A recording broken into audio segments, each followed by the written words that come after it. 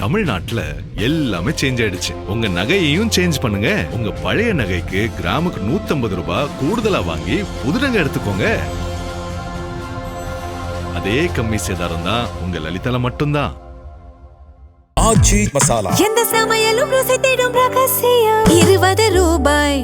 Raid முழுக்க தாவேகா எம்எல்ஏக்களை விலைக்கு வாங்குற வழக்கு 35 50 கோடி ரேட்டுக்கு 50 எம்எல்ஏ டார்கெட்டாக குறைஞ்சபட்சம் 15 பேர் ராஜினாமா பண்ணிட்டா மெஜாரிட்டி போயிடும். இந்த ஆட்சியை கலைச்சிட்டா கவர்னர் ஆட்சி இல்லை ஜனாதிபதி ஆட்சி 6 மாதம் ஓடும். அதுக்குள்ளே எல்லா சாட்சிகளையும் அழிச்சிட்டா இந்த எஃப்ஐஆர்லாம் வராது அப்படிங்கிறது தான் திட்டம். விஜய்க்கு மிக எளிதான வாய்ப்பு டிவிஎஸ்சி வச்சு வழக்கு போடுறது தான். ஸோ விஜய் இந்த வழக்கு கரூர் செந்தில் பாலாஜி வழக்கில் ஏற்கனவே 4.5 கோடி பிடிச்சிருக்காங்க. இன்றைக்கி வேறு ஏதாவது சிக்கினால் கண்டிப்பாக இந்த வழக்கை வேகமாக கொண்டு போவார். பட் டிவிஎஸ்சி இதை தாண்டி பழைய வழக்குகளையும் கொண்டு போகணுங்கிறது தான் நம்மளுடைய கருத்து. அவர் தம்பி அசோக்குமாரும் இன்னைக்கு கோர்ட்டில் ஆஜராயிருக்காப்புல. அவருக்கு என்ன சிக்கல் இருக்கு சார்? அவருக்கு தான் இன்னும் அதிகமான சிக்கல். இன்னும் சொல்ல போனால் தாவேகாவிற்குள் சேருவதற்கு பலத்த போட்டிகள் நடக்கிறது. இத்தனை நாள் அதிமுக தான் பார்த்தீங்க. இப்போ ஓபிஎஸ் முதல்ல நூல் விட்டாரா ரவீந்திரன். ஏற்கனவே நம்ம இவர் ஜெகத் ரட்சகன் மகன் அனுப்பிச்சிட்டாரு. ஓபிஎஸ் ரவீந்திரநாத் அனுப்புறேன்னாரான். அவரு வேண்டாம், நீங்க வாங்க, எங்களுக்கு எம்எல்ஏ தான் வேணும்ட்டாங்க. நம்பி போயிட்டாரு. சார் அவருக்கு தேவை வாஷிங் மிஷின் சார். அவர் பேர்லயும் வழக்குகள் இருக்கு சார். இன்னும் ஆதாரங்கள் தெளிவாக எடுத்தால் திமுக எழுந்துக்க முடியாதபடி பண்ணலாம். ஏன்னா 5ஆம் தேதி பட்ஜெட்டுன்னா 2ஆம் தேதி 3ஆம் தேதி கூடணும். அதுக்கு முன்னால ஏதாவது பரபரப்பாக திமுகவை ஆக்குவதற்கு ஒரு சில கைதிகளும் அடுத்த 2 நாள்ல நம்ம பார்க்கலாம்.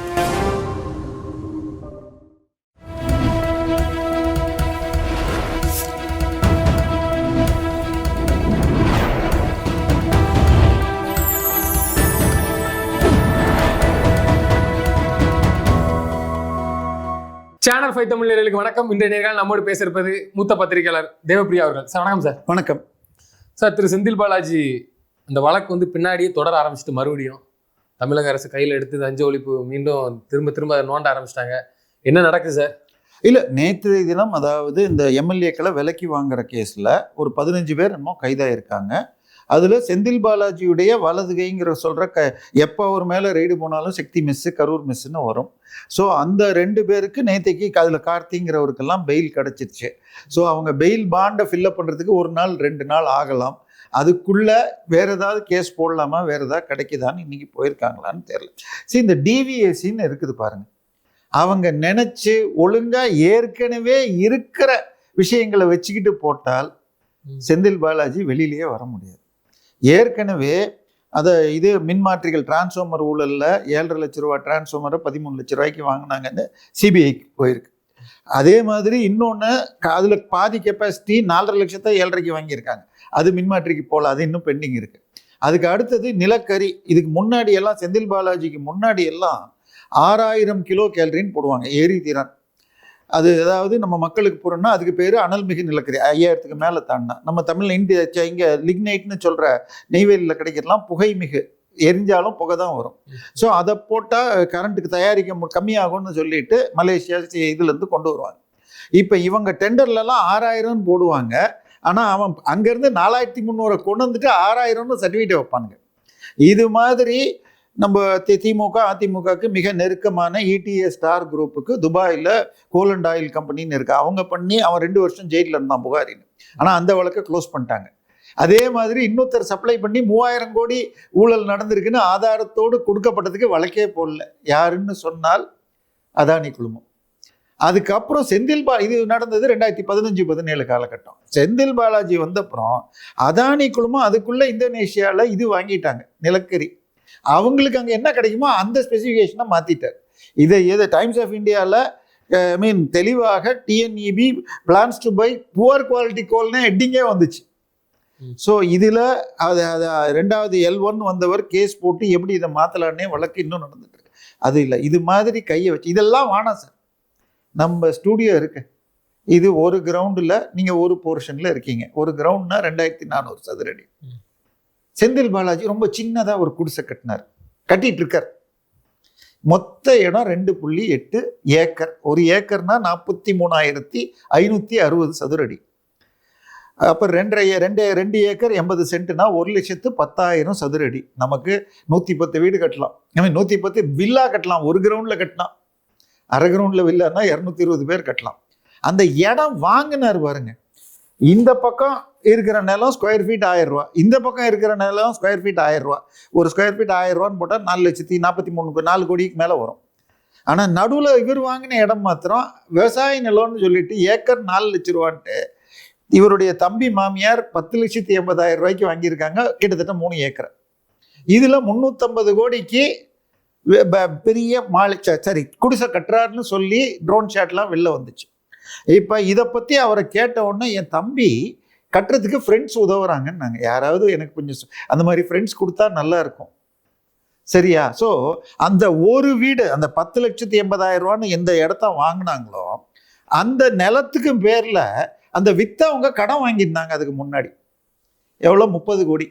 இப்போ ஒரு ப்ராப்பர்ட்டிக்கு இதுக்கு பேரில் நான் எவ்வளோ கடன் வாங்க முடியும்னா இதை நெருக்கடியான நேரத்தில் விற்றா அதில் பாதி டிஸ்ட்ரஸ் சேல்னு பேர். ஓப்பன் மார்க்கெட் சேலுன்னா நம்ம சொல்கிற விலைக்கு ஆள் வந்தால் தான் விற்போம்.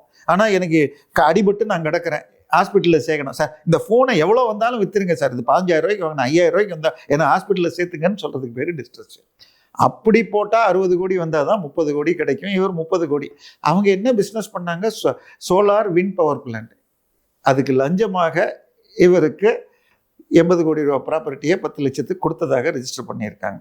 அதில் அவர் இதை ஒன்றை வச்சு நோண்டினாலே போதும். இதை தாண்டி ஏற்கனவே அவர் மேல நடந்துட்டு இருக்கிற அந்த கேஷ் ஃபார் ஜாப் இப்ப ரெய்டு முழுக்க இந்த எம்எல்ஏ மதுபானத்தை நோக்கியும் போகுது. மதுபானத்துல வாங்கின இப்ப தனியார் நிறுவனங்களுக்கு வந்து இவங்க ஏதோ கொடுத்ததாவும் அதுல முறைகேடு வந்தாவும் அதுல வந்து பார்ட்டி ஃபண்ட் வந்து இவங்க உள்ள வாங்கினதாகவும் கையை இப்ப 2 நாள் முன்னாடி நமது நிதியமைச்சர் சொல்லி இருக்கிறார், பார்ட்டி ஃபண்டுனா என்னன்னு தெரியாத மாதிரி ஒரு நடிகர் நடிச்சாரு, அவங்களுக்கெல்லாம் வருகிற பட்ஜெட் கூட்டத்தொடரில் ஒரு துறையிலும் எவ்வளவு பார்ட்டி ஃபண்டுன்னு சொல்லுவேன்னு சொல்லியிருக்காங்க.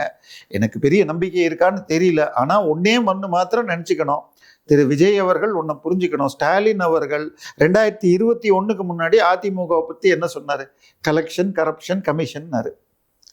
நான் வந்தவுடன் இவர்கள் எல்லோரையும் ஜெயிலுக்கு அனுப்பி அத்தனை பணத்தையும் ரெக்கவர் பண்ணுவேன்னு ஸ்டாலின் சொன்னாரு. ஆனால் ரெய்டு எவ்வளவு பண்ணாங்க தெரியுமா?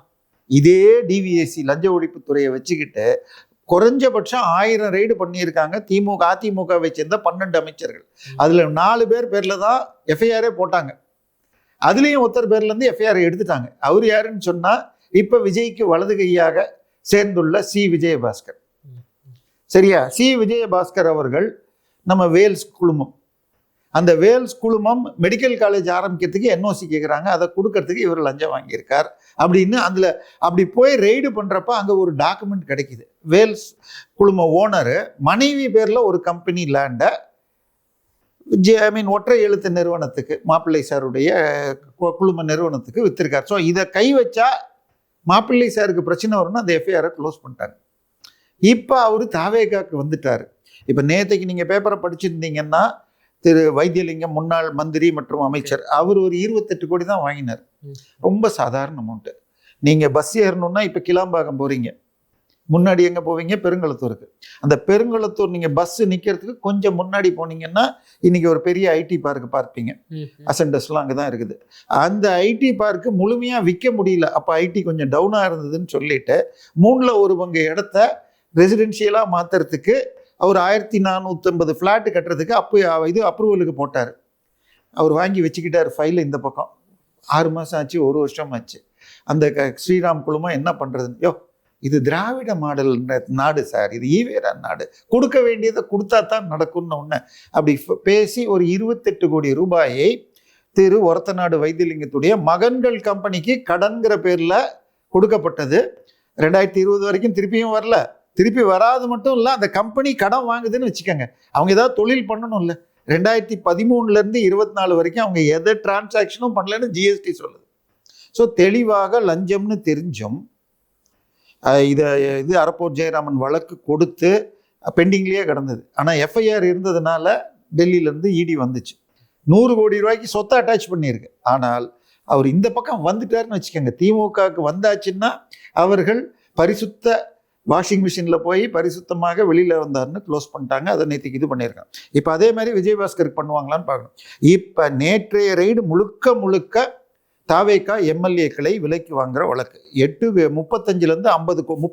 50 கோடி ரேட்டுக்கு 50 எம்எல்ஏ டார்கெட்டாக குறைஞ்சபட்சம் 15 பேர் ராஜினாமா பண்ணிட்டா மெஜாரிட்டி போயிடும். இந்த ஆட்சியை கலைச்சிட்டா கவர்னர் ஆட்சி இல்லை ஜனாதிபதி ஆட்சி 6 மாதம் ஓடும். அதுக்குள்ளே எல்லா சாட்சிகளையும் அழிச்சிட்டா இந்த எஃப்ஐஆர்லாம் வராது அப்படிங்கிறது தான் திட்டம். ஸோ இதில் ஒரு 8 எம்எல்ஏக்களுக்கு டோக்கன் அட்வான்ஸ் மாத்திரம் ஆளுக்கு 3.5 வரைக்கும் கொடுத்ததாக அந்த டீலிங்கில் இருந்த திரு ஐபிடிஎஸ் அவர் சொல்லியிருக்கார் அப்படிங்கப்படுது. ஸோ இதுக்கு ஆதாரமாக இது வரைக்கும் 4.5 கோடி கேஷ் பிடிச்சிருக்காங்க. ஸோ இன்னைக்கு ரெய்டு போயிருக்காங்க.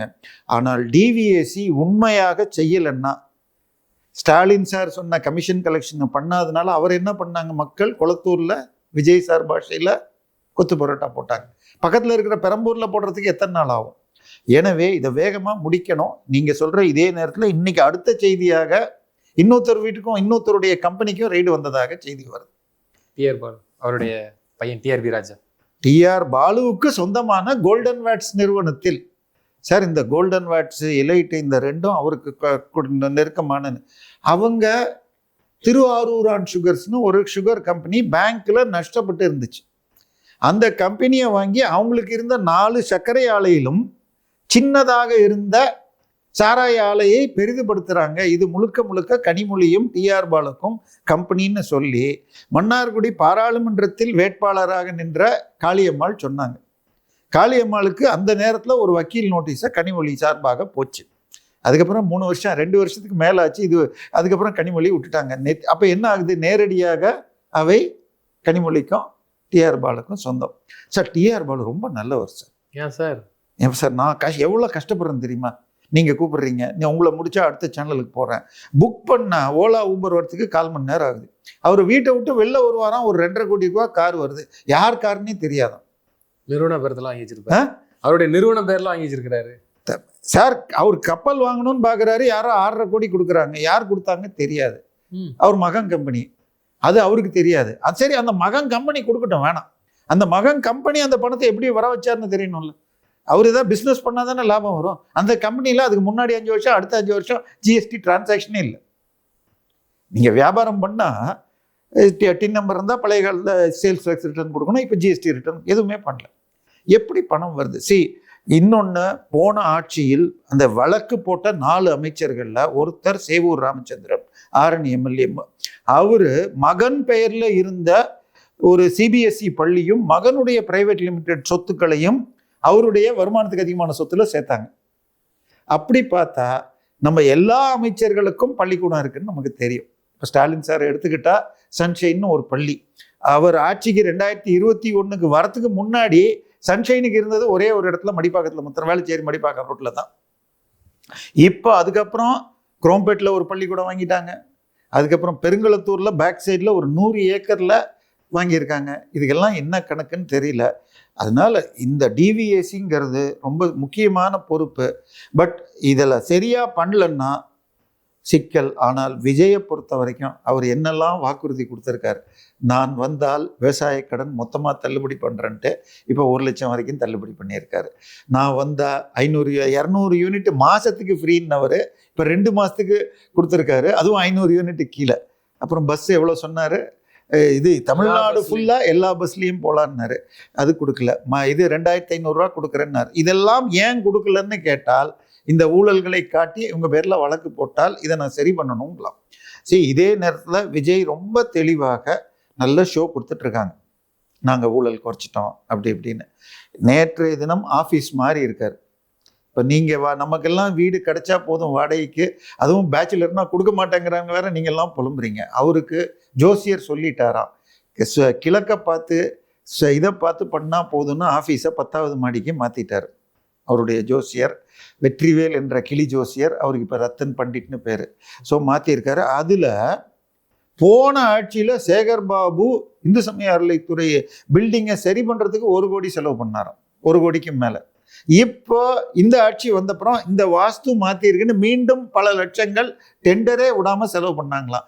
தலைமைச் செயலகத்துக்குள்ளேயே இப்படி நடக்குதுன்னா அப்புறம் நேற்று ஒரு அமைச்சர் பேசினது கேட்டிங்களா? விருதுநகர் அமைச்சர், ஒரு பெண் அமைச்சர் தானே. பெண் அமைச்சர், ஜெட்டி போட்டு ஜெட்டியோட வச்சு அடிப்பேன்னு வருது. அப்புறம் அது குரல் ஏன்னு பதில் கொடுத்துருக்காங்க. அது அப்போ குரல் டெஸ்ட்டுக்கு வாங்கன்னா வருவாங்களான்னு தெரியும். ஸோ சார், மிக சிக்கலில் விஜய் இருக்கிறார். 20,000 கோடி கடன். அஃப்கோர்ஸ் அது பெரிய கடன்லாம் இல்லை, அதில் 14,000 கோடி பழைய கடனுக்கு வட்டியே கொடுக்குறாங்க. ஸோ இந்த சிக்கல்லேருந்து தப்பிக்கிறதுக்கு விஜய்க்கு மிக எளிதான வாய்ப்பு டிவிஎஸ்சி வச்சு வழக்கு போடுறது தான். ஆனால் வழக்கு போடாமல் வழக்கை எவ்வளவு வேகமாக முடிக்கணுமோ அவ்வளோ வேகத்தில் முடிக்கணும். அந்த விளாத்திக்குளத்தில் ஒரு கற்பழிப்பு கேஸ் வந்தது, வழக்கு முடிஞ்சு தண்டனையாக வாங்கி கொடுத்தாச்சு. ஸோ இன்னைக்கு இருக்கிற பிஎன்எஸ் சட்டங்கள் படி 45 நாளில் வழக்கையே முடிக்க முடியும். அதுவும் எம்பி-எம்எல்ஏ வழக்குகளுக்கு ஸ்பெஷல் கோர்ட் வச்சு பண்ண முடியும். பட் அதை விட்டுட்டு திமுக மாதிரி இவரும் பண்ணார்னா, ஏன்னா ஏற்கனவே ரெண்டு விஜயபாஸ்கர், ஒருத்தருக்கு குட்கா விஜயபாஸ்கர்னு தான் தெரியுது, இன்னொருத்தர் 100 கோடிக்கு லேண்டை அபகரிச்சு இல்லை 2 பேரும் தாவைக்காக போயிட்டாங்களே. அதான் சார், வாஷிங் மிஷினுக்கு வந்துட்டாங்கல்ல.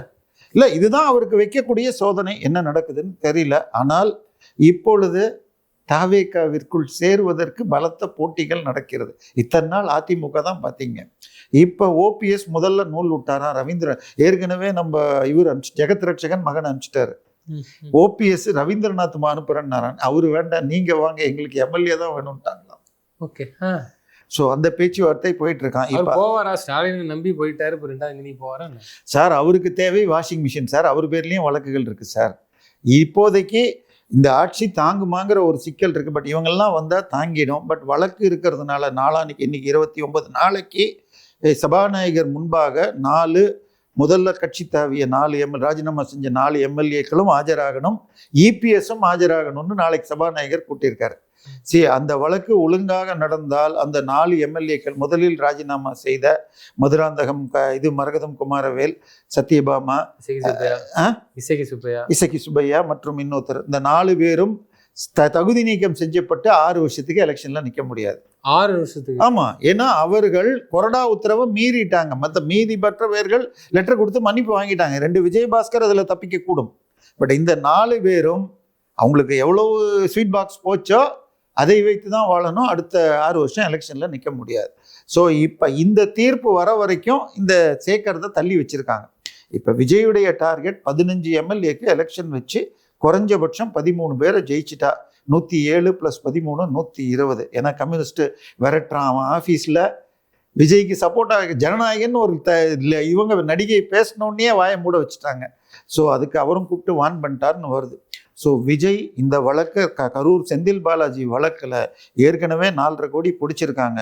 இன்னைக்கு வேற ஏதாவது சிக்கினால் கண்டிப்பாக இந்த வழக்கை வேகமாக கொண்டு போவார். பட் டிவிஎஸ்சி இதை தாண்டி பழைய வழக்குகளையும் கொண்டு போகணுங்கிறது தான் நம்மளுடைய பார்வை. அவர் தம்பி அசோக்குமாரும் இன்னைக்கு கோர்ட்டில் ஆஜராயிருக்காப்புல. சும்மா ஜாலியாக சிரிச்சுக்கிட்டு அவர் பாட்டில் கை காமிச்சிட்டு ஏதோ அரசியல் தலைவர் மாதிரியே போயிட்டு இருக்காரு. அவருக்கு என்ன சிக்கல் இருக்கு சார்? அவருக்கு தான் இன்னும் அதிகமான சிக்கல். இன்னும் சொல்ல போனால் கேஷ் ஃபார் ஜாப் இல்லை, வேலைக்கு லஞ்சம் தான் வழக்கில் தான் இவர் 458 நாள் உள்ளே இருந்தார். அதில் A1 அத்தனை பணத்தையும் வாங்கி சரியான இடத்தில் போட்டு வைத்து முதலீடு செய்த வேலைகளை செய்தது அசோக் தான். இப்போ சட்டப்படி அவரை விசாரிச்சிருக்கணும் டிவிஎஸ்சி. அவர் தலைமறைவாக இருந்தார். இன்னும் சொல்ல போனால் 458 நாள் செந்தில் பாலாஜி ஜெயிலில் இருந்தப்போ 3 காரணங்களுக்களால் மறுக்கப்பட்டது. 1, உங்கள் வீட்டுக்கு வந்த அதிகாரிகளை அடிச்சிங்க, அரசு ஊழியரை பணி செய்யாமல் தடுத்தீர்கள். 2வது, உங்கள் தம்பி அப்ஸ்காண்டிங். 3வது, நீ எம்எல்ஏ ராஜினாமா பண்ண உடனே அவர் இது பண்ண உடனே இவர் சரண்டர் ஆனார். சரண்டர் ஆனது ஓகே, சரண்டருங்கிறதுக்கு முன்னாடி தலைமறைவுன்னாங்க. ஆனால் நம்ம சேனலில் பேசுகிறாரு திருசக்தியார், அதுக்கு அடுத்த தெருவில் தான் இவர் வீடு. அவர் வாக்கிங் போவார், சட்டப்படியாக அதே ஏரியாவில் வாக்கிங் போவார். ஆனால் போலீஸை பொறுத்த வரைக்கும் தலைமறைவு. சரியா? ஸோ அப்படி இருந்தார். முதல்ல அவரை கூப்பிட்டு, ஏன்னா ஸ்டாலின் பேசினது இப்பயுமே செந்தில் பாலாஜி கரூர் ஸ்டாலின்னு போட்டால் அந்த வீடியோ வந்துடும். அவர் தம்பி அசோக் குமார்னு ஒருத்தர் இருக்கார், அவர் ஆள் கடத்தல் பண்ணார்னு பேசின வீடியோ இருக்கும். ஸோ அந்த வழக்கிலேயே அவர் சிக்குவார். இன்னும் இந்த தாவேக்கா எம்எல்ஏக்கள் வாங்குவதில் ஐபிடிஎஸ், திருநாவுக்கரசு மற்றும் 8 பத்திரிகையாளர் வரைக்கும் சொல்கிறாங்க. ஏற்கனவே ஒரு பத்திரிகையாளர் புதிய தலைமுறையிலேருந்து பேசிட்டாங்க. அதை தவிர பெரிய மீசை கொண்ட ஒரு எழுத்து பத்திரிகையாளர், இன்னொன்று எல்லோரையும் காப்பாற்றும் சேவியராக காப்பாற்றுபவர், அப்படி பேர் கொண்ட ஒருத்தர்னு மொத்தம் ஒரு 8 பேர் இருக்காங்கங்கிறாங்க. ஸோ இது எல்லாத்தையும் நூலோடு பிடிச்சு இதை நிரூபிச்சாங்கன்னால் திமுக எழுந்துக்க முடியாதபடி அடிக்கணுங்கிறதுக்கு இதில் இன்னைக்கு நேற்றுக்கு வாங்கி இருக்கிற பெயில இந்த 2 பேருக்கு கார்த்தி இன்னொருத்தருக்கு அடிச்சிருக்கு, அதை தடுக்கிறதுக்கு தான் இதை பண்ணுறாங்கன்னு நினைக்கிறேன். இன்னும் ஆதாரங்கள் தெளிவாக எடுத்தால் திமுக எழுந்துக்க முடியாதபடி பண்ணலாம். ஏன்னா 5ஆம் தேதி பட்ஜெட்டுன்னா 2ஆம் தேதி 3ஆம் தேதி கூடணும். அதுக்கு முன்னால ஏதாவது பரபரப்பாக திமுகவை அடக்குவதற்கு ஒரு சில கைதிகளும் அடுத்த 2 நாள்ல நம்ம பார்க்கலாம். நிச்சயமா சார். தொடர்ந்து தங்களுக்கு கருத்துக்களை பகிர்ந்தமைக்கு நன்றி.